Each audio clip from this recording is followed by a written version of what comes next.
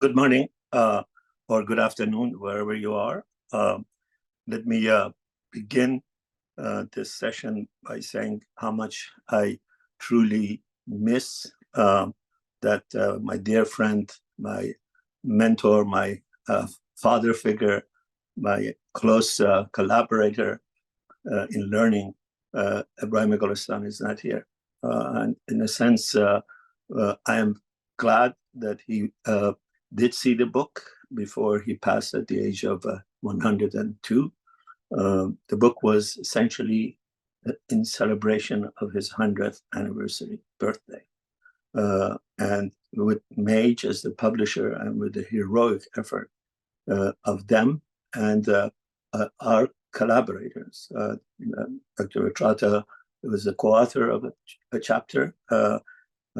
Ms. Amina Yousefi from Iran compiled a remarkable bibliography. At that time, it was the most exhaustive bibliography in Persian that I have ever seen about Golestan and of Golestan. And we were marching very much against time, hoping to get this to the 100th anniversary birthday of Golestan. It was a small event. I was privileged to be there, and it made me immensely happy to see Mr. Golestan see the book and be happy with it. Parts of the translation that is in the book, and I will describe the book and its components, Mr. Golestan had compared to the original. He had read the entire thing. He had read the entire book, but as was his wont, he did not interfere in the process. He, in fact, insisted not wanting to see the book before it was finished, but I asked him to humbly read it, and he did, but did not, as you would expect of any great writer like him, to interfere in the content. The book is essentially about one part of one of Golestan's remarkable opus. We are very, very happy to announce. We have made this announcement already partly completed today. We are very proud to have Golestan's papers and manuscripts at Stanford, at the Green Library already. It is several tens of thousands of pages of never before seen manuscripts, letters, notes, and now I'm here to announce that within the next few weeks, we will have a few remaining papers from that Golestan collection, and we are going to have the entire Golestan library. Ebrahim Golestan's library includes many of his annotations and the margins of books. You will see how much of a voracious reader he was, how carefully he had read, how expansive his vision was. Anybody who ever knew Ebrahim Golestan knew that he was truly a remarkably Renaissance man. And the collection of his papers, as well as the collection of his books that are now going to be here and they're going to be identified as the Ebrahim Golestan Library, will arrive soon. The collection would not be here, would not have been here without the great support of Ms. Esfandiari. Ms. Esfandiari is the woman who has lived the longest with Ebrahim Golestan, knows Ebrahim Golestan arguably better than anyone else. For almost half a century, they lived together. And in that last few years, she was helped with the caring for Mr. Golestan by Ms. Zahedi, Yasir Zahedi. Both of them were very instrumental in helping us get these collection here. So I'm immensely grateful to both of them, and immensely grateful to Ebrahim Golestan, who initially entrusted these papers to Stanford. With the existence of other collection of papers here now, whether Ardeshir Zahedi, a collection, immense collection of diplomatic history, and Shahrukh Meskoob, and Hushang Golshivi, and Nasser Pak Doman, and Omar Natiq, and Maryam Mustafi, Muqaddam. I think the Green Library and the Hoover Library Archive are now an indispensable source for the study of modern Iran. And none of this would have been possible without the help of these people who generously gave up their paper. Now, Golestan was often criticized by mostly bad-intentioned critics with little information of having done nothing while he was in exile. They said he's lived 40 years in exile, 50 years in exile, and he's been doing nothing. Anyone who knew Golestan closely, anyone who had any kind of a contact with him knew that he was constantly working. The many times that I went to stay with Golestan and Ms.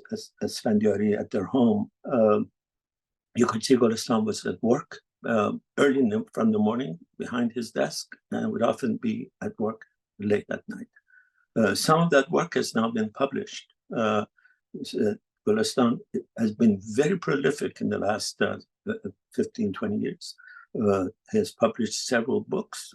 Another one was just published. Another one is on the way. These are collections or selections of his essays.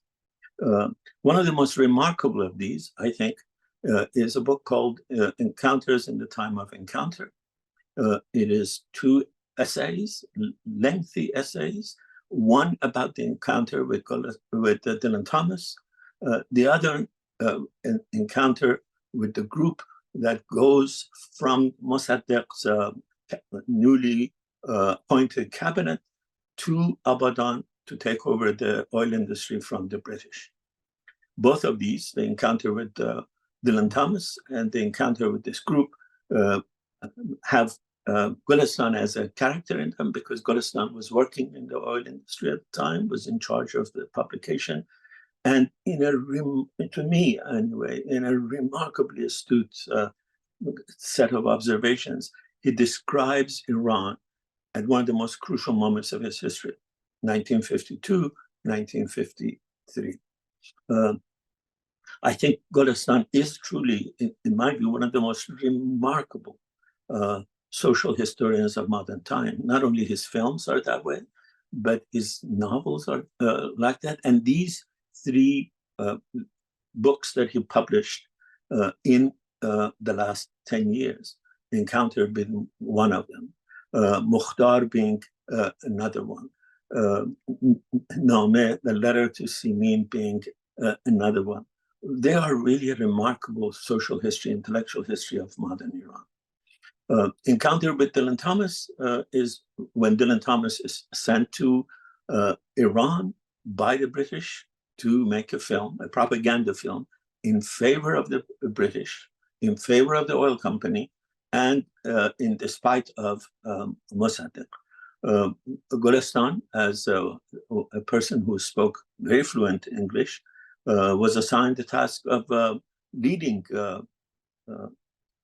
Dylan Thomas in a day that he was visiting Abadan. And the account is the detailed recounting of that encounter. I was blown away by that text. And when I began to think about maybe trying to compile a book on the centennial of his life, I thought this should be one of the main components of it. And I began translating it. And then I realized that without knowing what Dylan Thomas' experience was like, the book would be incomplete. And I contacted my dear colleague many years ago, our esteemed honor student at Stanford, someone who worked with the Iranian Studies program, someone with whom I had long association for research. We still have something unfinished about Omar Khayyam and translations by Fitzgerald that she worked on for many, many months. And I asked her to see whether there is anything in the Dylan Thomas archive. And the exhaustive, remarkable scholar that she is, she found a treasure trove of documents. And I asked her whether she would be willing to co-author, and she kindly accepted. The book essentially, aside from the components that I have, also includes a sketch about Ebrahim Golestan. It's essentially my reflection on almost 25 years of friendship with Ebrahim Golestan. Easily one of the most, if not the most productive, intellectually stimulating friendship I have ever been honored to have. Golestan read many of the stuff that I asked him to read. I was talking to a couple of friends the other day. I hope someday, this is now available in the archive. Those who say Golestan didn't respond to inquiries, you should see the letters. You should see the correspondence that she has had with Ms. Yousefi, that I mentioned. The reason I knew about Ms. Yousefi and I asked her to compile this was because I realized that she had written to Ebrahim Golestan as a young master's student trying to write a thesis on Golestan, and her rather irresponsible professors had refused to even read the thesis. And she had contacted Golestan for some questions, and Golestan had carefully, extensively responded to it. Almost everything we think we know about Golestan, I think, turns out not to be true. And my suggestion is, once the archives are now partly available, they will soon be the entire thing available, because they need to be cataloged. There's thousands and thousands of pages. We have published a collection of them, and a few selection of them, not collection, a very small selection of them. But once the entire thing is, you will see how remarkable it is. The encounter with Dylan Thomas is, to me, remarkable for two aspects. One, how much Golestan knew Western literature, Western poetry, knew Dylan Thomas before Dylan Thomas came to Iran, and how absolutely little Dylan Thomas knew when he came about Iran, when he came to Iran.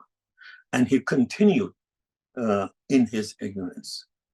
Unfortunately, not long after coming to Iran, he died of problems that Dr. Utrata will explain.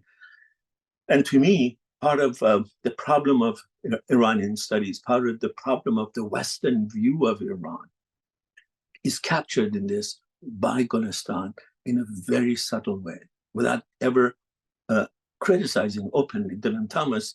He shows how little Dylan Thomas knew about Iran, how little he knew about Hafiz, how little he knew about Iranian poetry, and how arrogant he was in thinking that no Iranian could know as much about Dylan Thomas as Golestan knew.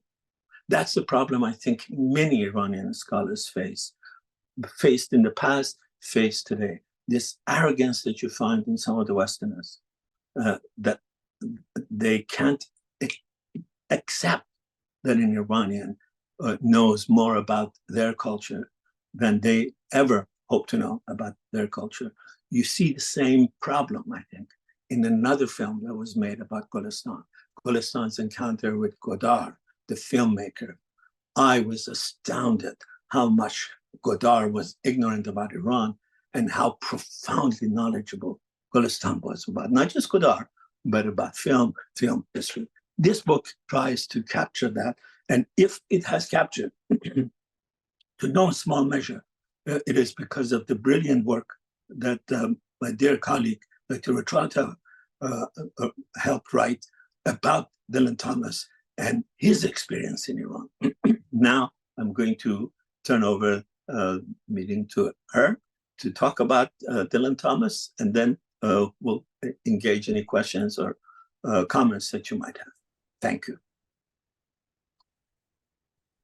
Well, thank you so much for that generous introduction. And I was just really honored to be asked to contribute to this project at all, in part because, you know, I got to work with one of the best professors at Stanford, which is Dr. Milani, but also because I was just really honored because I knew how much he esteemed Golestan that I would be trusted with to help with this project in a small way. So it was really an honor to work on this. And my job sort of in this project, which I'll talk about today, was really kind of to determine what on earth this Welsh poet Dylan Thomas was doing in Iran. And that's sort of what I'll talk about now, just some background on Thomas, and sort of how he found himself in this encounter, which he was certainly, as Dr. Milani has said, not exactly prepared for. So Dylan Thomas is a famous Welsh poet. He's perhaps best known for the poems "Do Not Go Gentle into That Good Night" and "Death Shall Have No Dominion," as well as his radio plays. So "Under Milkwood" is probably the most notable. He was also kind of a famous drunk, a famous adulterer, and famously in debt. And a bit of all three reasons is sort of how he ended up in Iran. In this time period, he was having marital strife after his wife had discovered his latest affair, and he was in continued financial difficulties, as he was for most of his life. So he was asked to travel to Iran and write a script for what was essentially a propaganda film for the Anglo-Iranian Oil Company in 1951, which is obviously several years prior to its nationalization.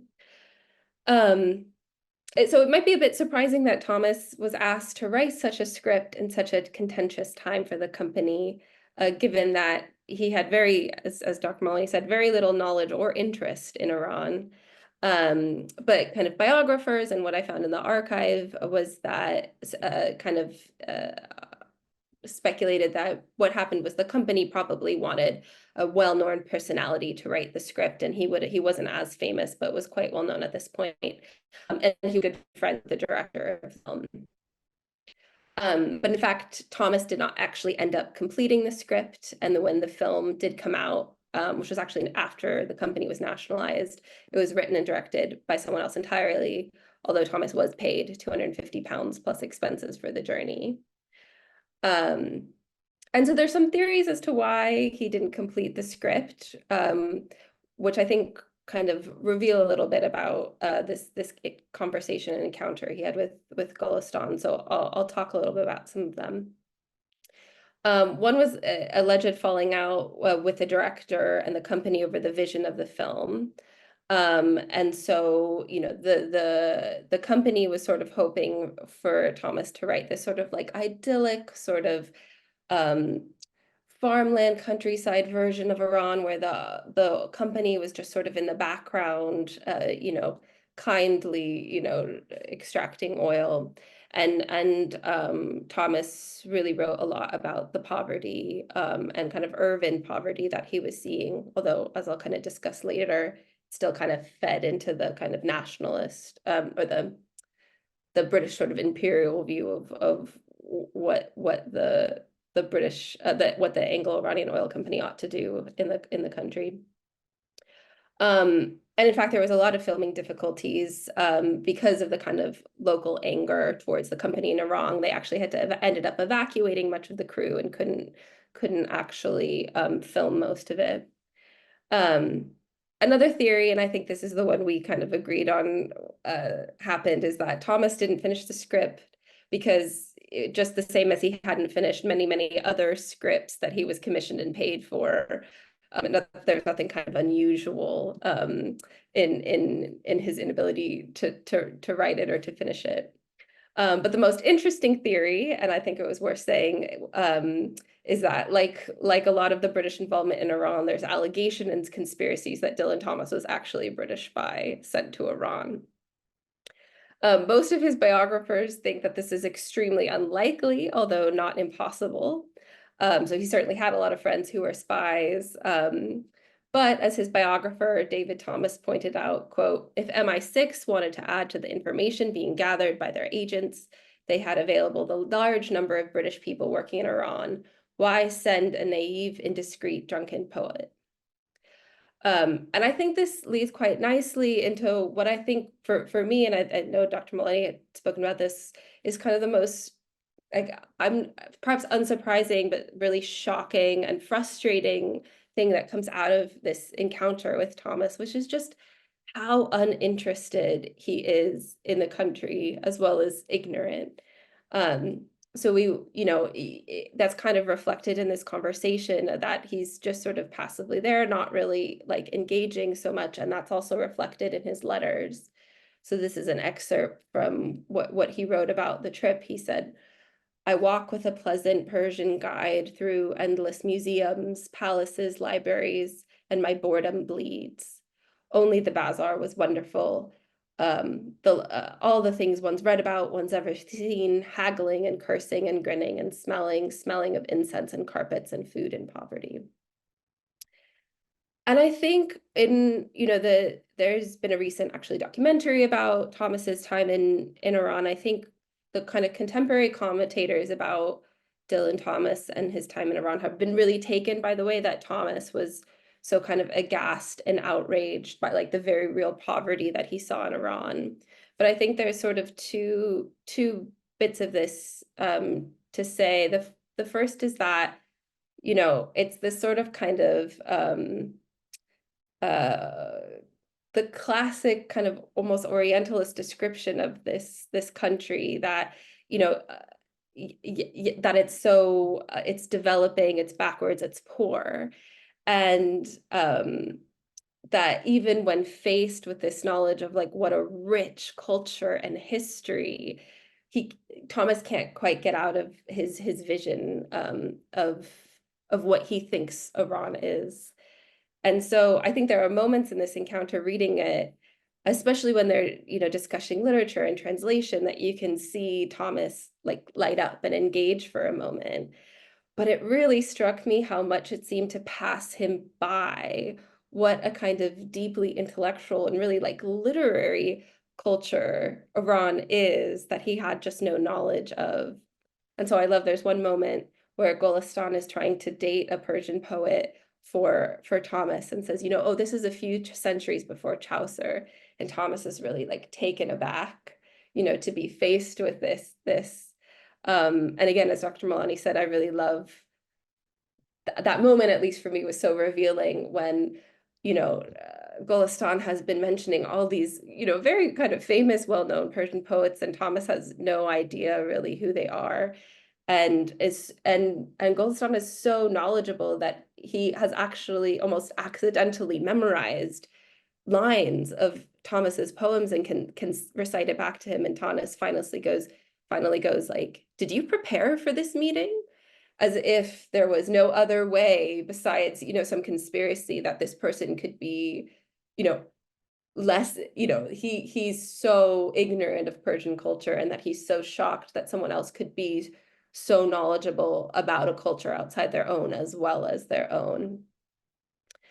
And so I think you can see, Thomas didn't publish anything. He ended up not publishing the script about this trip to Iran, besides contributing to a BBC broadcast, which, other contributors such as Anne Lambton, so he just had a small part, but this broadcast really upset the British Foreign Office and the Anglo-Iranian Company, kind of the British foreign policy establishment. And I think you can kind of see what Thomas got. You can see the kind of bits or details that Thomas got from his conversation with Golestan.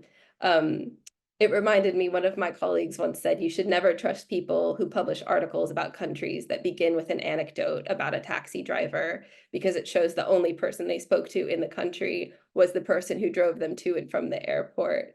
And I think you kind of get that sense from Thomas in this BBC broadcast that perhaps one of the very few people who spoke to about the country was Golestan, and that he was unable to kind of take the information that was given to him and put it in its context and see its meaning. So one of the things, of course, Golestan says to him is, oh, there's this Persian poet who was here, who was writing many years before when no one was here. And Dylan Thomas begins his broadcast by saying, talking about Abadan and saying, there was nothing on that hot and hateful, bone-dry, blistering bank but some dates and a few lizards and jackals. And this is, first of all, an inaccurate description, but it also revealed that he was kind of unable to get the meaning of what was being said to him, which was that this place has a really, really rich cultural, literary tradition, even, for centuries before this. And what he got was, oh, this place is empty. So I think for me, I just wanted to end with something he said about his trip, which is to say that I think it is true that he's ignorant of the country, but what was really striking to me was how disinterested he was, and that he wasn't ignorant of what he had been sent to do. And so this is a description of his trip from one of his letters. He said, "The Anglo-Iranian Oil Company sent me to write a film script to show how beautiful Persia is and how little as a mouse and gentle is the influence there of that company. My job was to help pour water on troubled oil. I got out just before martial law, and perhaps disguised will be sent back to write a script to show now, suddenly, how beastly Persia is and how grandly irreplaceable is that thundering company." And so I think it's very clear that he knows, as Golestan knew, that art is political. And it was sort of very disappointing to me looking at what he knew in the archives and in his letters, that he knew he was furthering the sort of the narrative of the political and British imperial project. Thank you both. That was wonderful. We have a few questions from viewers. The first one is, a viewer writes, "I'm curious about Thomas's ignorance of Persian literary tradition. Was it typical of other writers and scholars of that time? For example, T.S. Eliot or W.H. Auden, who were his contemporaries?" Dr. Milani, if you want to start, and Dr. Utrata, if you want to weigh in. Well, we have hosted a couple of scholars. One actually about the knowledge that some poets, British poets, had about Iran. If you go back to sort of the foundation of modern English literature, to go to Shakespeare. Shakespeare was extremely knowledgeable about Iran, much more than anywhere else.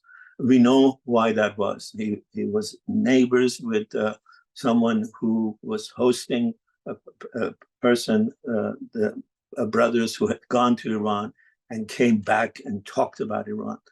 Shakespeare makes very clear in his writing that he knows Iran is different than the rest of the region. While he has rather sharp things to say about the uncircumcised Turks, as he talks about them in the Othello, he almost invariably says the Persians are different. And you can follow this. You can follow this in 19th century, late 19th century. There was a Khayyam renaissance in England. And there were Khayyam societies all through Europe. There were Khayyam societies in America. The transcendentalists in America were extremely knowledgeable. The German romantics were knowledgeable. Goethe was knowledgeable. And Golestan knew all of this. And Dylan Thomas knew none of it. And not only he knows none of it, as my colleague said, his response to some of the things Golestan says is a kind of arrogant surprise. Golestan says, long before the Sistine Chapel, we have a poet who has a poet present and reporting while drinking wine of the moment of creation. And from Thomas's response, you could see that he's just oblivious to it. Golestan was sometimes a critic of many aspects of Iranian culture, but he was also not afraid to say, as some intellectuals were and still are, that Iran is a great culture. It's one of the most consequential cultures in the world. And while rightly we must be critical of the aspects that need to be critical, we must recognize that we have people like Khayyam, we have people like Hafiz, we have people like Sa'di, Shahnameh, Rudaki. So there was a lot more people who knew Persian poetry. I know a colleague at University of Virginia who teaches in the English department was working on a text on how influential and how knowledgeable some of the English poets of 20th century were about Iran. Virginia Woolf, go beyond the poetry. Virginia Woolf was the friend, the lover of Sackville West, who traveled to Iran, wrote a book about Iran. So that circle of people were very knowledgeable. I'm sure Dr. Utrata knows a lot about this as well. You want to add? Yeah, I would say I was thinking of kind of two interlocutors. One was a poet and one was not. The first was Edward Fitzgerald, who obviously artistically translated Omar Khayyam's poems. And I think one might not say like he clearly didn't know the language that well, but was like around intellectuals and academics who did have this cultural knowledge, although I think he was kind of more, a certain kind of ignorance too, although kind of more aware, at least vaguely interested in things.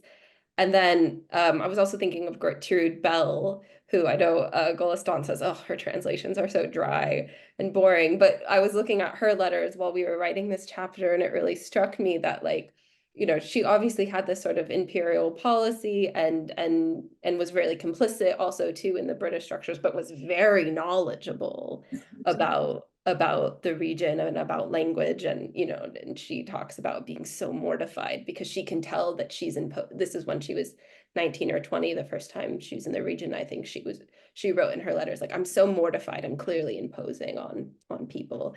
And so I think for me, it was interesting comparing that to Thomas. There's an ignorance and a disinterest and a sort of British mindset that all kind of come together. But yeah, those are just my thoughts. Thank you. One comment and one question. A viewer comments, Tennyson knew Persian and Persian poetry better than Fitzgerald or Jones. And another viewer asks, is there any good record in Dylan Thomas's private letters of his impressions of Iran or his conversation with Mr. Golestan? And how do they differ from what he expressed in his essays? Thank you for the talk. So, you go ahead. That's what I was asking. So I think in the letters, I don't think there's specific mention of Golestan, which I thought was really surprising because I had read The Encounter first and then was looking through his letters. So he doesn't specifically mention this conversation as having happened, even though, in some of the anecdotes you can kind of piece together and say, oh, he clearly got that from there. And I think the letters, a lot of the description of kind of like the poverty of and like the shocking value of what he had seen was pretty similar to what ends up getting published in the BBC kind of audio transmission. But he in his letters is much ruder and much like crasser about how awful he feels things are, how boring and uninterested and kind of corrupt things are. Lots of descriptions of liquor, of course, and the society, which I don't think made it necessarily into the published works, but there's this kind of disdain and even though the descriptions are quite similar. But if I may add, if you read the Encounter, Golestan's Encounter, and you see the letters, you could clearly see that there are passages that he obviously heard from Golestan. Golestan had not read any of the letters. As far as I know, those letters were not published. Golestan couldn't have had access to them. So the fact that there's almost literal verbatim recounting of those indicates to me, at least, that he was getting this information from the encounter. One of the things that I think you have to remember about the correspondence from Iran, and Dr. Utrata did a remarkable job of tracing all of these letters and putting them together, is that although he was in Iran on a job to do a film about Iran, his main preoccupation was to try to get back into the favors of his wife, who had thrown him out of the house, and to keep his relationship with his new lover. The beginning of his relationship had gotten him thrown out. And he was also worried about the woman who reported Dylan Thomas's new affair to his wife, which was another lover of his, a rich American woman who had contributed money to keep the house, and then found out that Thomas was otherwise engaged and in anger. So much of the letters are about trying to fix the turbulent politics at home. He had a remarkable relationship with his wife, a truly a love-hate relationship with his wife. And so you get a lot of interesting dynamics of his life in the last phases of a very turbulent life, a very poetic life in terms of his output. Very, very popular. When he came to America to do readings, there were poetry readings where there are several thousand people paying tickets to listen to him read.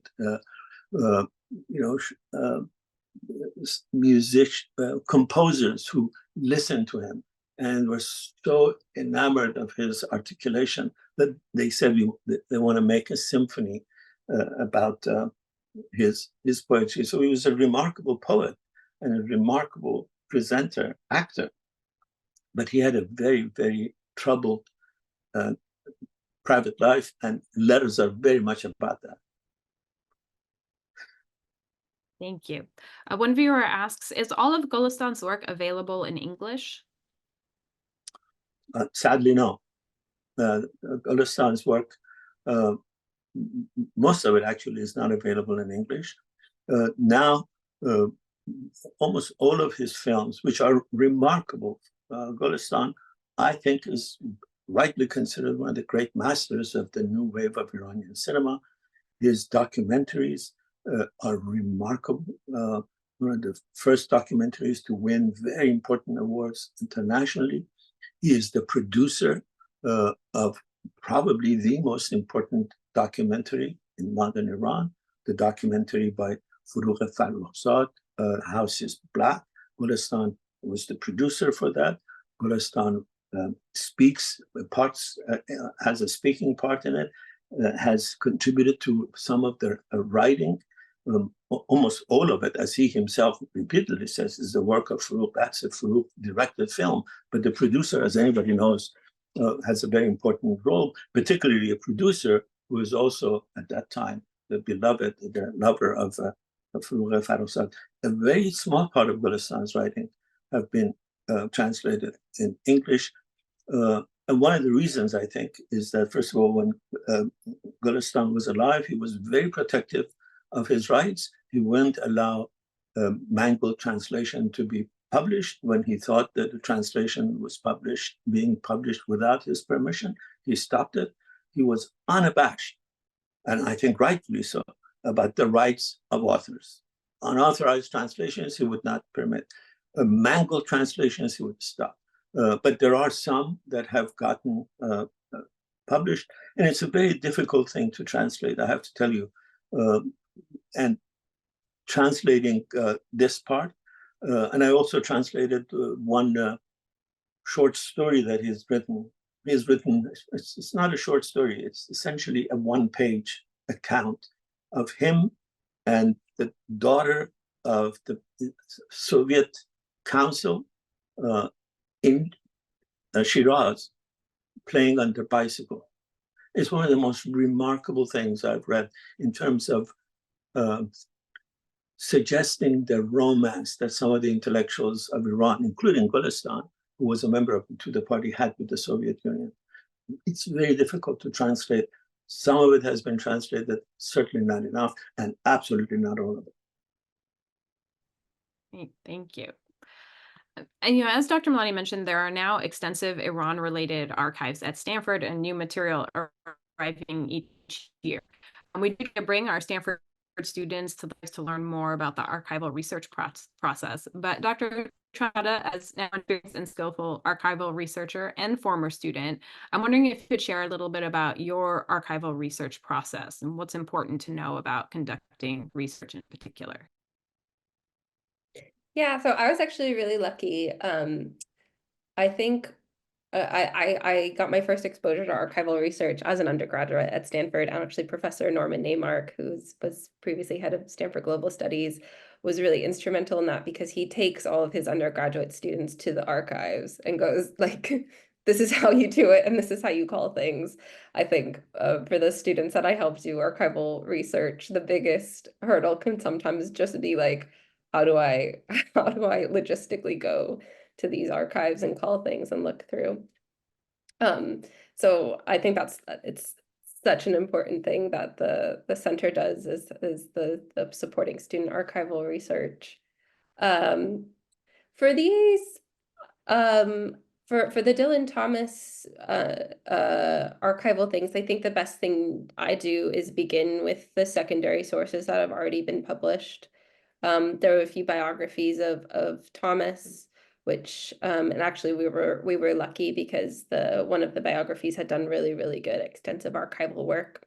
So you're not really starting from scratch, and to go and see what's in the archive and what call up the boxes and call up what's around there. And so some of them were held in the British National Archives, which is just down in Kew, so that's only an hour and a half, 2 hours away from me, which was great. I was able to go for the afternoon and see kind of the internal Foreign Office scribbles back and forth about how nervous they were about this BBC broadcast that Thomas was a part of. Really, they were very concerned about what this would do to the discussions of nationalization of the company, how people would react to it. So it's really interesting to see the memos back and forth they were sending each other, and little things like, please make sure they don't discuss these 4 points.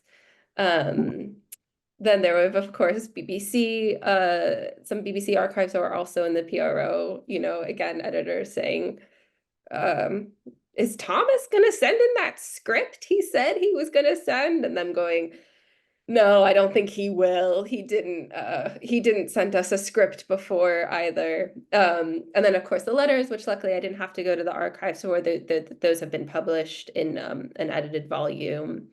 And so I think it's that kind of just continuing to poke around and see what comes up when you call up. There's all sorts of different things, from government archives to BBC editorial notes to personal letters to speaking of which, the British legation in Tehran, Thomas had done a reading, and so there were kind of these accounts of people's responses to the reading, and again, it reflected what Dr. Milani said, that people are really taken with how well he read, especially kind of old ladies coming up and just absolutely loving the performance.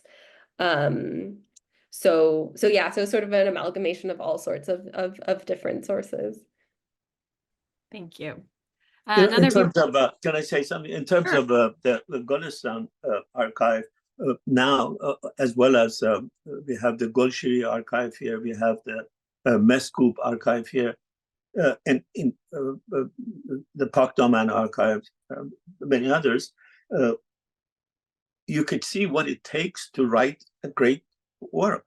You can see how many notes, for example, Golestan has taken for something simple that he was writing. He was meticulous in his research, and we have all of his jottings. You can see that he, as soon as he has an idea about something he wants to write, he puts it in a jotting and then puts a circle on it. And then if you carefully follow, you see that, oh, this ends up in that letter. And you see how often he does this. In other words, great works are written not just by great talents, but by people who do a great deal of work. T.S. Eliot has a great essay about tradition and individual talent, and says many poets have become absolutely obsolete because they think genius is all it takes. Genius gets you into the door. In order to write great works, you need to also work hard. And when you see how many times Golshiri, for example, has tried and rewritten a novella of his that I translated, King of the Benighted, all the research that he was doing. When you see Golestan, how often he read books. I hope we will have one of his books in the collection that is coming here is his Hafiz reading. It's a little Hafiz that he bought. He said, I was in this small city that I didn't have Hafiz with me, I bought it. And then you have all the writings that he has done on the margins, and oftentimes they're different colors, and you see how well he has read. So it gives you a sense of how great works are prepared. Great works are prepared by a great deal of labor and genius, and Golestan had both. Thank you. Related to the archives, another viewer has a question. Has Golestan written anything in relation to another German scholar of Persian poetry and culture, Friedrich Rosen? Rose was the German Prussian ambassador to Iran during Nasr al-Din Shah, and also had written about Khayyam and New Persian. I haven't seen the entire archive. I've seen small parts of it. I have no idea.